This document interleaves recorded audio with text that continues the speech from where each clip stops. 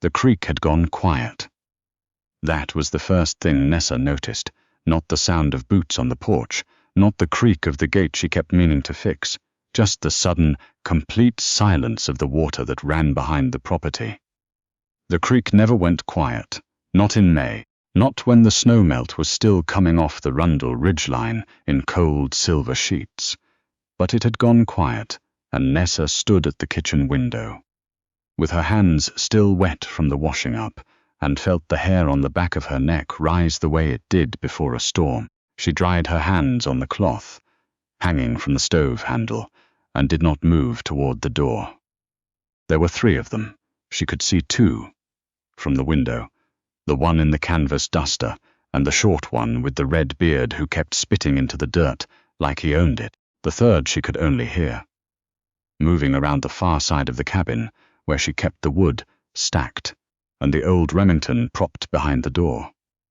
The Remington she had not loaded in 11 months. She had come up here because it was the only place left that felt like hers. That was the simple truth of it, and she had never tried to dress it up into something more dignified. After the settlement collapsed and the lawyers in Calgary had taken everything that wasn't nailed down, including, somehow, the truck her father had left her. The cabin in the Bow Valley had been the one thing nobody had thought to put on the paperwork. It sat on 40 acres of crown land under a lease that had been in her mother's maiden name, and the lawyers had missed it the same way people always missed things that belonged to women who kept quiet. She had come up in late October with 2 boxes of groceries, 1 change of clothes per day for a week, and the stubborn private conviction that she just needed the winter to think. She had stayed d'Ixinter. Now it was May, and the mud was soft, and the men outside had clearly been on the road a long time. The one in the canvas duster knocked. It was not a polite knock. "We can see the smoke," he said through the door. His voice was flat and unhurried, the way the voices of men who are used to waiting always are. No point pretending. Nessa moved away from the window. She kept her back to the log wall and reached for the Remington without taking her eyes off the door. Unloaded. She knew it was unloaded. Her hand closed around the stock anyway. "Lady, I'm going to count to 10, he said. "I'd rather not." She did not open the door. What she did was cross to the far corner of the room, the one with the deep shadow behind the wood stove, and she stood there in her wool socks on the cold plank floor, and she breathed, slow and deliberate, the way her mother had taught her to breathe before a difficult conversation. Her mother had meant it for board meetings and school interviews. This was not what she had pictured. The man stopped counting at 7 and tried the latch. She had bolted it, old habit, one she'd kept since October, not because she'd had any particular reason to be afraid, but because the dark came early up here, and the dark had a weight to it that made a person careful. She heard them talking outside, low, not angry exactly, more the quiet deliberation of men, deciding whether something is worth the effort. The red-bearded one said something she couldn't make out. Canvas duster said, "Back window." The third one, the one she still hadn't seen, said nothing at all. Nessa looked at the back window. It was small. A man could get his shoulders through if he wanted to badly enough. The shirt smelled like him. She tightened her grip on the Remington and did not let herself think about whether she could actually swing it hard enough, whether her arms were strong enough, whether 3 men and a woman alone. In a valley where the nearest neighbor was 11 kilometers down a logging road was a situation that ended well. She thought instead about the creek. It had gone quiet, she thought. Something made it go quiet. The back window shuddered in its frame. The first blow came from the side she hadn't expected. Not the window, the door. The bolt held, but the frame around it did not, and the wood gave with a sound like a shot, and then Canvas Duster was inside, and the room was suddenly much smaller than it had been a moment ago. Nessa swung. She caught him across the shoulder. Not clean, not the blow she'd been aiming for, but hard enough that he staggered and knocked the corner of the table, and sent the tin mug she'd been drinking coffee from spinning across the floor. He swore. She swung again, two-handed, going for his forearms the way you'd go for a snake. Not to kill it, just to make it back up. He backed up. Red Beard came through the door behind him. The third one came through the window. Nessa understood then, with the particular cold clarity that replaces panic, when panic is a luxury you can't afford, that she had been dividing her attention exactly the way they had wanted her to. One in front, one behind, one at the side. Classic. She understood it the way you understand, something a beat too late, standing in the center of the room with a rifle she couldn't fire and nowhere to run to. Easy, Canvas Duster said. He was rubbing his shoulder and not looking at her with respect exactly, but with the particular attention of a man recalibrating. We don't want to hurt you. Then, leave, Nessa said. Her voice came out steadier than she felt, which surprised her. There was a kind of muscle memory to staying calm in front of people who wanted to see you flinch. She had spent 6 years married to a man who thought silence was a weapon. And she had learned the hard way, and then the harder way, and then finally, in the slow months after, she stopped being afraid of him. That the moment you went still inside was the moment you stopped losing. We need the cabin, Redbeard said. He had moved to her left while she was watching Canvas Duster. Just for a few days. You can stay if you behave yourself. This is a crown lease, she said. It's registered. Sure it is, Canvas Duster said. The third one, the one from the window, was behind her now. She could feel him without seeing him. Big. Here. Big. Heavier than the other two. He hadn't spoken yet, which frightened her more than the others, because men who say nothing in a situation like this are either calm enough that they don't need to threaten, or they are patient in a way that has nothing behind it, except intent. She turned just enough to put all three of them in her peripheral vision, the way her uncle had taught her to watch a pasture with horses in it, not directly at any one of them, but wide enough to catch movement from any direction. Last time, Canvas Duster said. He had stopped rubbing his shoulder. Put it down. Outside, the creek was still silent, and then, not a voice, exactly. More a presence, the way a thunderstorm is a presence before the sound catches up with the light. Something changed in the air outside the broken door. The third man was the first to look. Whatever he saw made him take a step back without deciding to. The man who filled the doorway had to turn sideways to come through it. He was not tall in the way that made people look up.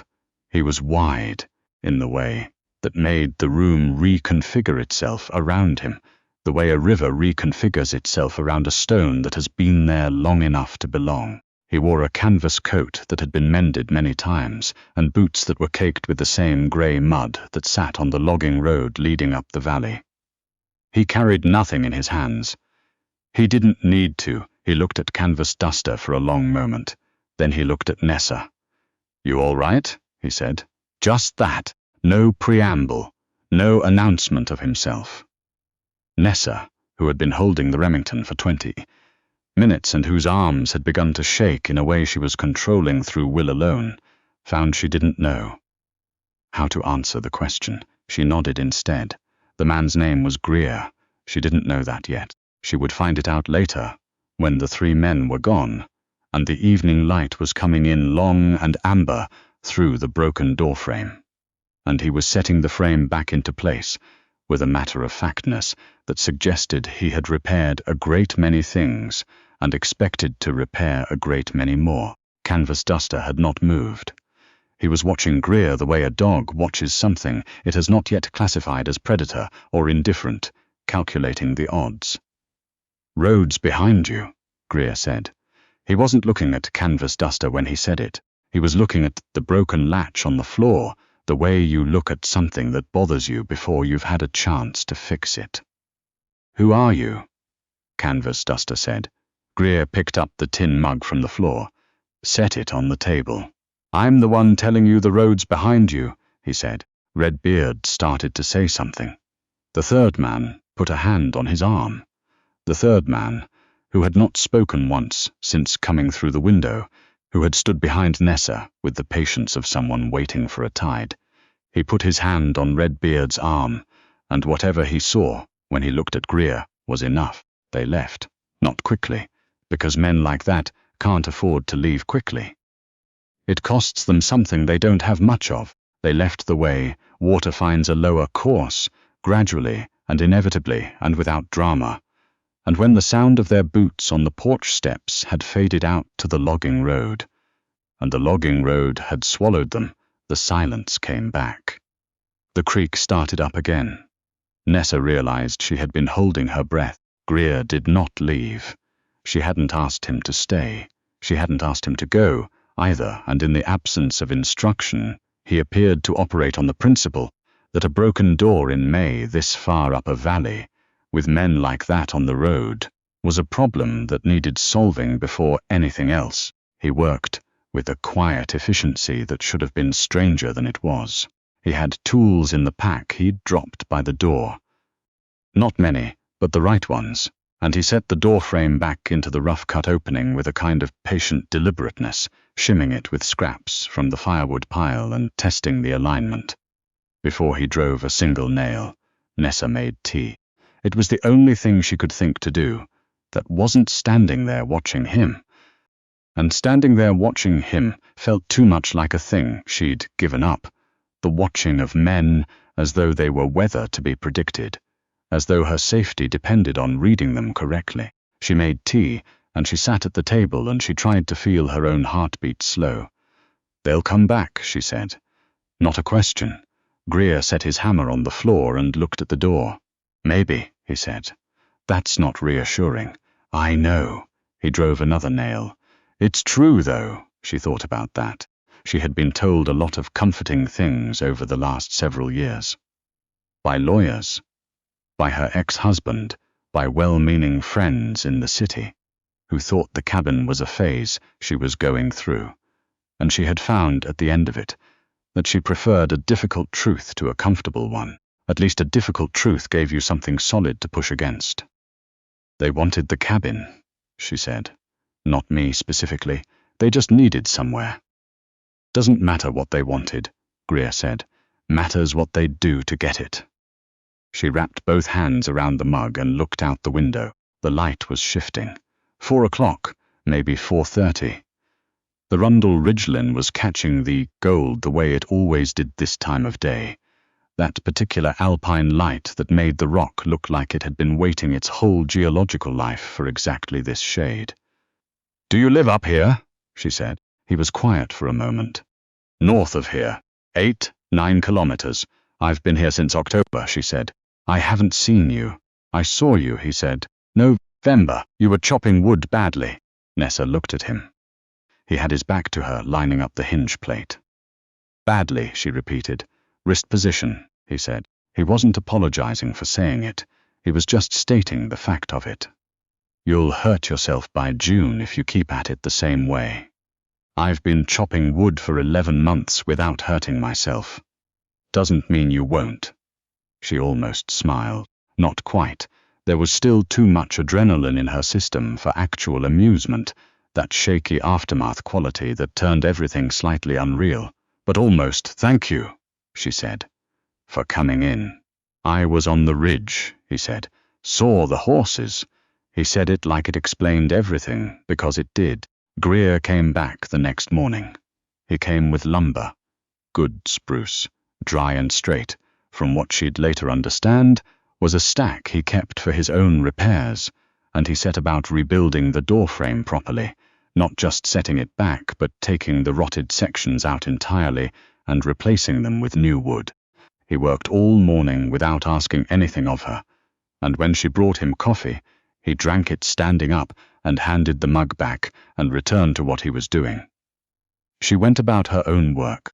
She had a system here, not the polished routines of her old life, the calendar reminders and the back-to-back meetings and the particular exhaustion of being competent in ways that everyone relied on and no one noticed.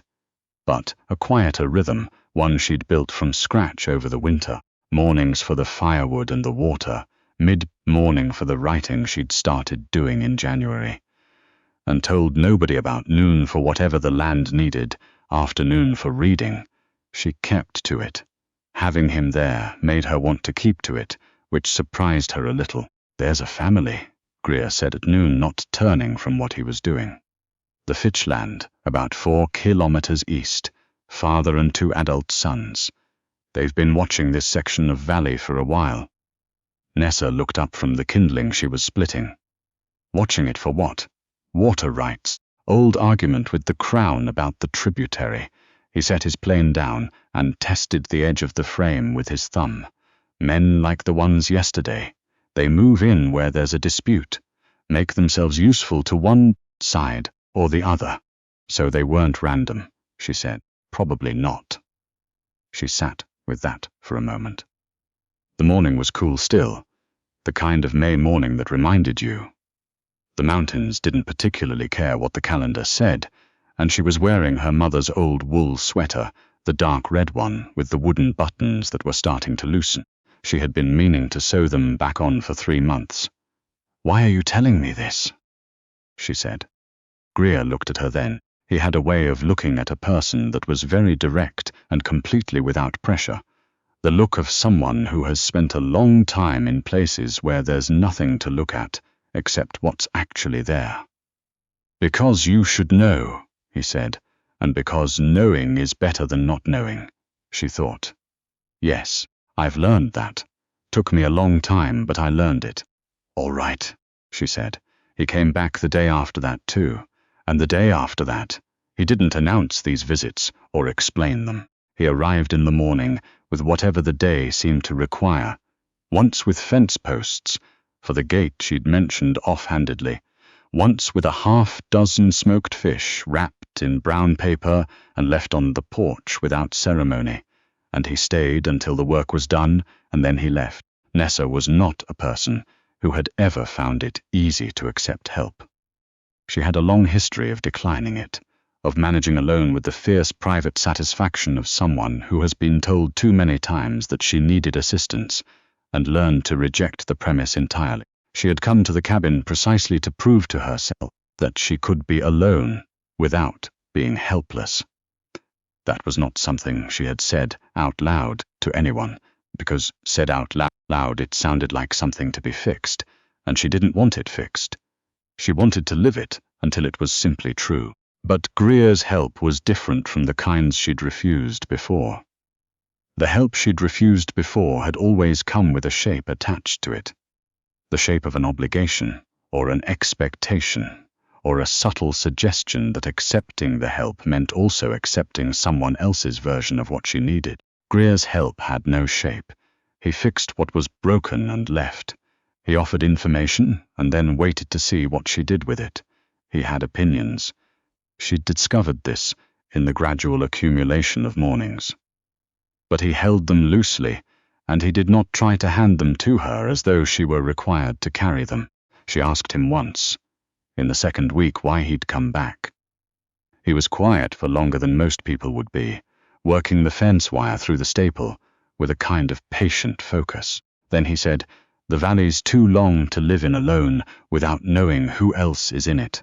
You've been living alone up there for..." She didn't know how long. She realized she didn't know very much about him at all. 7 years, he said. "So you know who's in the valley." "I know you now," he said. And then, after a pause that lasted exactly as long as it needed to, "I didn't before." She didn't say anything to that. She bent back to the work in her own hands. She was mending the gate hinge, because she'd watched him do it enough times now to want to try herself, and she felt something settle in her chest that she hadn't felt in a very long time. Not rescued, not protected in the way that made you feel small, just known, just the sense that someone else in the world was aware of exactly where she was. The men came back on a Thursday, not Canvas Duster and the others. Different men, 3 again, which suggested whoever was behind this had a particular strategy. And they came in the early morning when the mist was still in the low ground and Nessa had just come in from the water. She heard the horses first, and then, remembering what Greer had said about the creek, that it went quiet when something large moved through the valley, the way sound always arranged itself around a disturbance.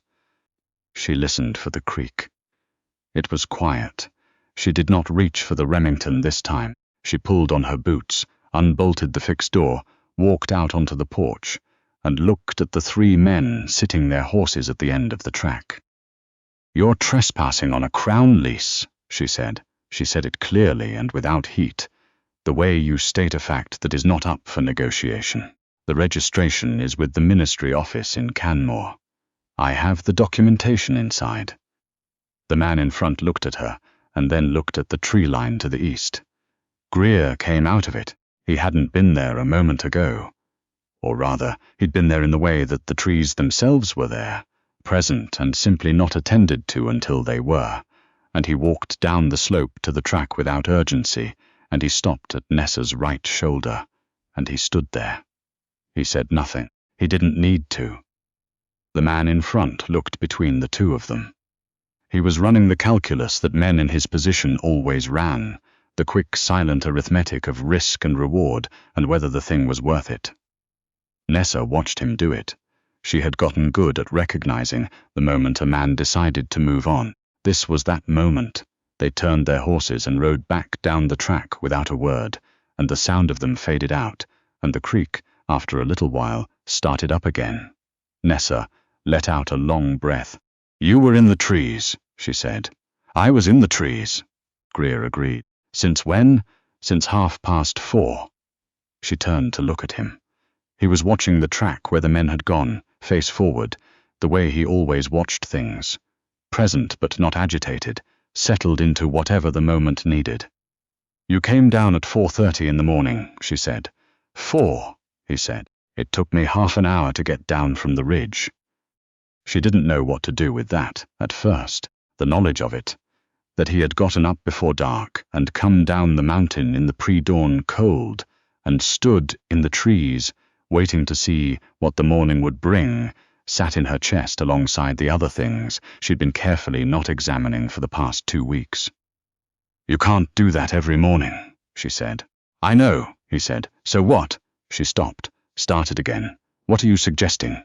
He looked at her then, in the pale morning light with the mist still sitting in the low ground, and the Rundle Ridge, turning from dark to grey to the first tentative gold.